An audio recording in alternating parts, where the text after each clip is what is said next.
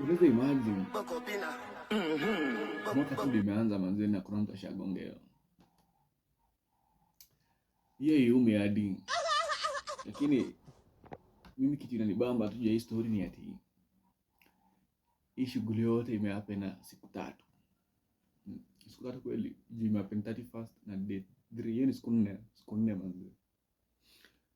So apparently bana, hapa kuna dem Gen Z 22 23 hapo hivyo.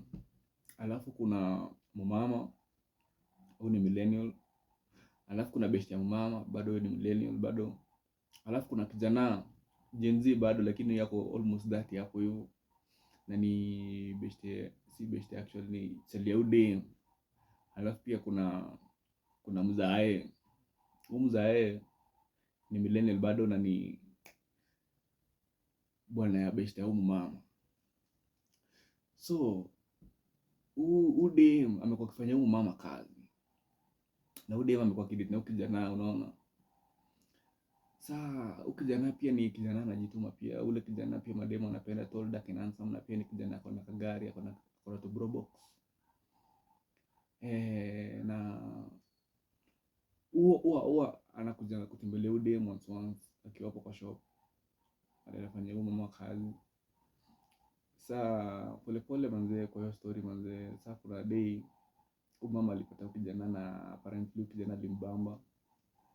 Na ni juzi tu. So baada ya kubambika na huyu kijana manze, usikie alipita naye.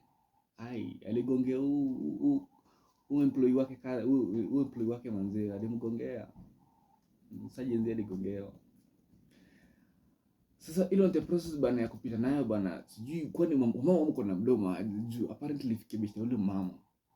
Na baada ya kufikia bishta yule mama akaanza perepere. Sio ndio mama na mdomo.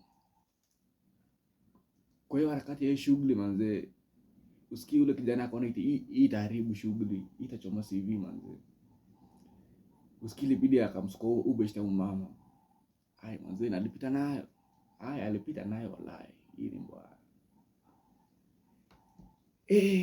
Sasa baada ya kupita nayo bana, bwana huyu mama, bwana beshta huyu mama sasa akachapiwa story akaambiwa, "Sasa usikie manze bana. Ni kama unagongewa." Na ndio ujue karma is a bitch manze. Ile siku watu wanapanga shughuli manze, ndio siku huu ni bana, huu bwana huyu madhi ndio alikuwa macho. Manze ndio sikia alianza kushughuli.